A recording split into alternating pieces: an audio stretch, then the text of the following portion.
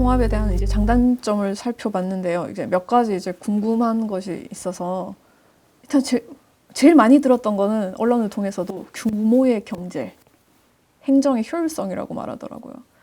그렇다면 실질적으로 지방자치단체가 수행하는 수많은 공공 서비스 중에 상당 부분은 이제 사람 손이 많이 들어가는 노동력 중심의 이런 사무가 많잖아요.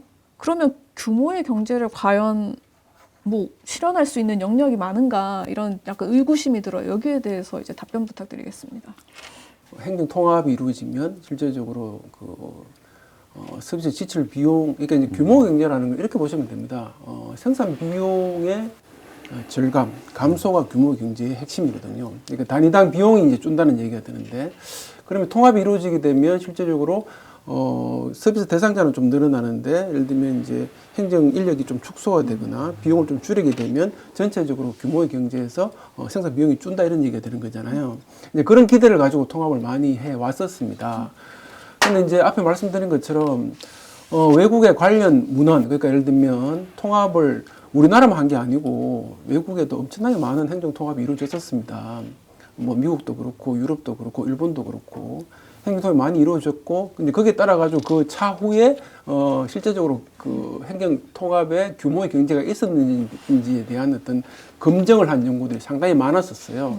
근데 그 연구들을 보게 되면 이렇게 나옵니다. 일관되지 않는 결과가 나옵니다. 예를 들면 어떤 지역에는 약간 있었다는 얘기가 나오고 어떤 지역에는 없었다는 얘기가 나오기도 하고, 그래서 이제 다수 학자들은 이렇게 보는 거죠. 그러니까 원래는 통합을 하면 규모 경제가 발생한다고 했는데 규모 경제가 발생한다는 증거를 뒷받침할 수 있는 상황은 아니다. 이렇게 이제 보는 거죠. 왜냐하면 규모 경제가 나와야 되잖아요. 네. 다수 나와야 되는데 그렇게 다수 나오지 않은 거니까.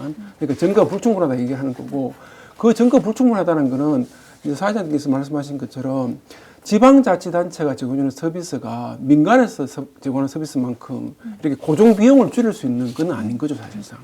고정 비용을 많이 줄일 수가 있으면 통합을 하고 난 다음에 실제 공무원을 축소한다든가, 그 다음에 서비스 과정에서 혁신을 도모를 해서 이렇게 이제 규모 경제 발생을 시키겠지만, 사실상 이제 행정 서비스가 과정상의 어떤 혁신을 도모하기도 쉽지 않고, 그 다음에 인력을 축소하기도 쉽지 않고, 결국에는 이제 고정 비용 자체가 이제 축소하기 쉽지 않다면 통합을 하더라도 규모 경제가 많이 발생한다고 보기는 어렵다. 이렇게 이제 결론을 내릴 수 있을 것 같습니다. 예.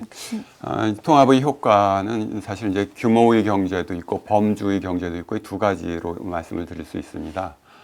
이제 규모의 경제라고 하는 것은 구체적으로 말씀을 드리면 우리 지역에서 이제 뭐 2차 전지 산업을 키운다. 대구 경북이 키운다. 양쪽에서 다 키운다라고 합시다.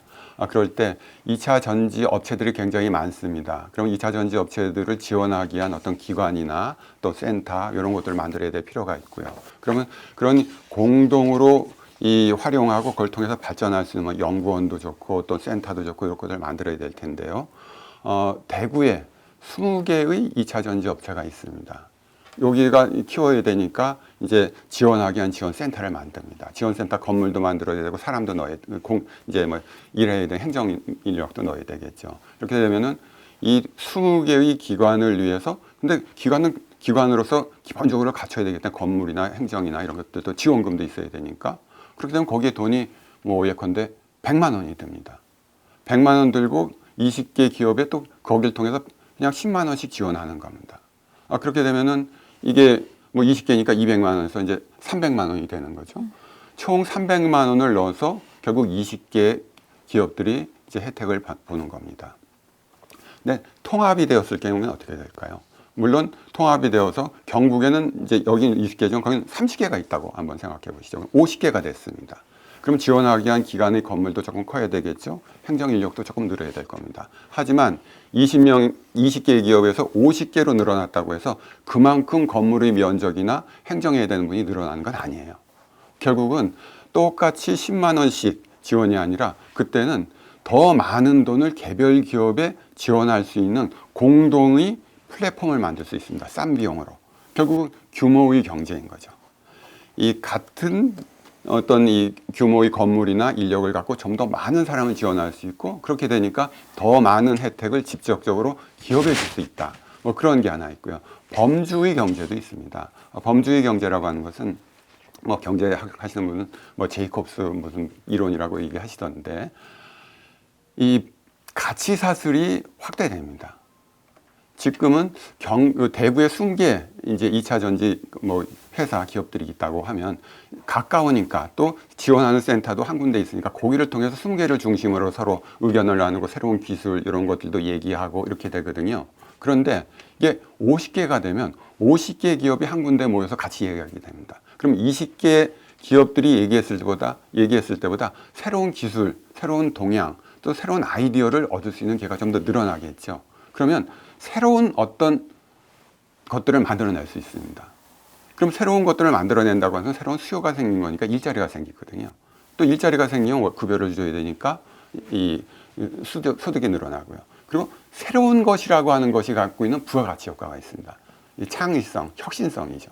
이 혁신성이 계속 누적이 되면 그 분야에 있어서는 다른 어느 지역보다도 우리 대구 경북이 굉장히 혁신적인 지역이 되고 젊은 청년들이 모이고 또 일자리가 생길 수 있는 그런 틀이 만들어지는 겁니다. 그래서 단순히 그 양적인 규모의 경제뿐만이 아니라 질적인 측면에서 범주의 경제, 이 요즘 이 밸류 체인이라는 얘기를 많이 하시는데 이 밸류 체인의 확대 다양성을 통해서 새로운 부가가치와 혁신성, 이노베이션 이것들을 키워나가서 우리 지역이 진짜 그러니까 우리 지역에 좀 더 많은 자본이 거기에 투입돼서 우리가 새로운 이 주력 사업 또는 중심 사업, 주도 사업을 만들어낼 수 있다. 이것도 그런 효과 중에 하나가 아닐까 이렇게 생각하고 있습니다. 다음 질문으로 넘어가겠습니다. 이제 다음 질문을 통해서 또 좀 더 깊이 이제 통합에 대해서 들여다보도록 할 텐데요. 대구 경북 행정 통합 추진에 있어서 그 주요 쟁점 사항들은 뭘까요? 주요 쟁점 사항이라고 하면 사실은 첫 번째는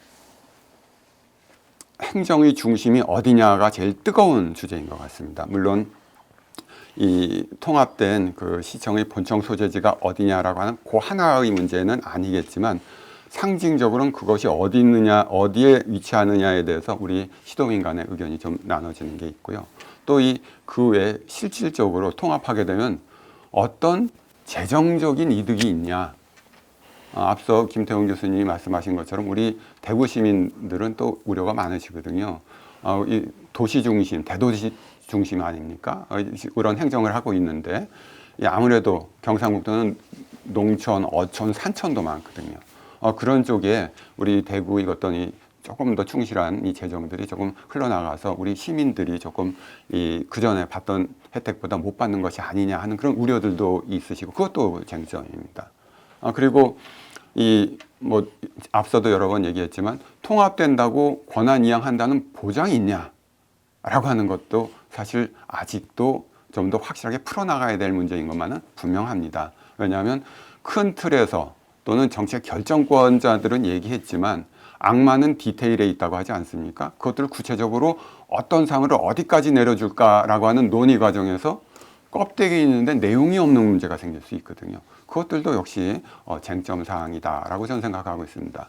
그런데 그건 대구의 입장이고 경상북도의 입장에서는 또 이 통합되면서 결국 대구 경북 특별시가 된다는 거 아닙니까? 시라고 하는 그 명칭이 주는 어떤 조금 우리 자부심이랄까 또 시 행정으로 통해서 우리가 조금 더 선지적으로 나갈 수 있을까 하는 기대가 있으신 것 같은데 근데 산림, 산촌에 계시는 분들은 꼭 그게 마땅치 않으시거든요. 또 도시라고 하는 것 때문에 이 농업이나 어업이나 또는 임업이라고 하는 것들이 도리어 뒷전으로 밀릴 거라고 하는 충분히 뭐 설득력 있는 그러한 우려를 하고 계세요. 그런 것들도 사실은 어떻게 균형 있게 해결할 것인가에 대한 문제.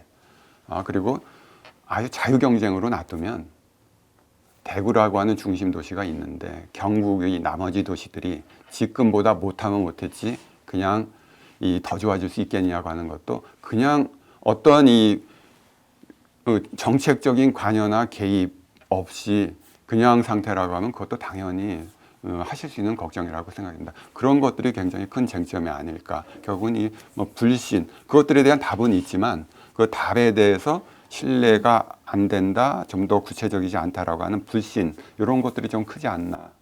쟁점이 그런 게 있다는 말씀을 드립니다. 예. 예, 뭐 그런 쟁점도 있겠습니다만은 뭐 제가 생각하는 쟁점은 크게 한 3가지 정도가 될 것 같은데요. 행정 통합은 결국 이제 행정 서비스 체계에 어떤 변화가 생기는 거죠. 그러면 이제 주민들 입장에서는 서비스를 공급하는 사람이 이제 바뀌는 거니까 상당히 이제 주민들의 어떤 그런 의견들이 이렇게 이제 행정 통합의 과정에서 이렇게 어느 정도 반영이 돼야 되는 거잖아요. 근데 이제 지금은 이제 딱 이제 뭐 시일을 좀 정해놓은 듯한 느낌도 있고, 그 다음에 이제 다음 지방선거에서 통합 단체장을 선출해야 된다 이런 측면이 있다 보니 뭐 급한 거는 충분히 이해는 하겠습니다만 그런 과정에서 사실상 이제 주민들의 의견이 그렇게 원활하게 이렇게 반영이 되거나 주민들의 의견을 이렇게 물어보는 과정이라든가 이런 것들이 크게 이렇게 진행되지 않고 있는 측면은 좀 우리가 좀 고민을 해봐야 되는 부분이 아니겠느냐. 뭐 이렇게 물론 뭐 지금 설명회도 다니고 합니다만 과연 그 다수의 어떤 그런 주민들의 의견 물론 뭐 쉽지는 않겠죠. 예를 들면 양지역 합치면은 거의 500만 가까이 되는 인구인데 어떻게 우리가 그 많은 인구의 의견을 이렇게 물어볼 수는 있겠습니까만 그래도 뭐 일정 수준의 어떤 의견 수렴이라든가 뭐 반영 과정은 좀 있어야 된다 이렇게 이제 보겠죠. 이제 그런 것이 이제 상당히 중요한 쟁점이다 이렇게 이제 볼 수가 있을 것 같고요. 두 번째가 이제 통합의 효과인데 이 부분은 아까 이제 충분히 우리가 논의를 했으니까 여전히 이제 통합의 효과에 대해서 좀 이렇게 장단점이 좀 이렇게 나뉘고 있는 상태이기 때문에 그 부분에 대해서도 뭐 충분히 이렇게 이제 쟁점이 될 수 있다고 생각이 들고요. 그다음에 세 번째가 이제 권한 문제인데 이제 권한에 대해서 얘기를 좀 드리면 당연히 이제 그 효과가 뭐 장점도 있고 단점도 있으니까 실제적으로 이걸 우리가 그 통합을 했다 해가지고 잘 된다는 보장도 없지만 또 안 된다는 보장도 없는 거잖아요. 근데 그렇다 하더라도 예를 들면 우리가 상당히 많은 권한을 갖고 오고 그다음에 재정적인 특례를 받아와서 추가적인 세수가 확보될 수 있다는 어떤 그런 뭐 좀 담보 이런 것만 좀 있으면 저도 통합에 대해서 반대하지는 않습니다. 그렇죠. 근데 이제 최 교수님께서 말씀하신 것처럼 그 자체가 되게 불명확하다는 거죠. 예를 들면 이제 왜냐하면 그럼 왜 대구 경북을 물론 뭐 좋은 말씀 많이 하셨어요. 대구 경북 진출로 나가야 되고 자신감도 가져야 되고 대구 경북이 또 조 근대화 과정에서 상당히 중요한 역할을 했기 때문에 우리가 충분히 그런 어떤 선도적인 선각자적인 어떤 그런 위치에서 이렇게 추진을 하는 것도 맞지만 사실 이제 중앙부처의 논리라든가 이런 것들이 결국 논리적인 측면에서의 어떤 그런 뭐 다툼이 될 수가 있는데 그쪽에서 봤을 때 왜 그러면 대구 경북한테 이런 어떤 권한을 줘야 되는지에 대한 그런 어떤 논리도 명확하지 않는다는 거죠. 예를 들면 우리가 설득을 해야 그런 권한을 갖고 올 수 있는데 이 지역이 그런 권한을 받아야 되는 이유가 우리가 먼저 하기 때문이라든가 뭐 이런 것들은 실제적으로 그렇게 타당성 있는 논리는 아니지 않겠습니까?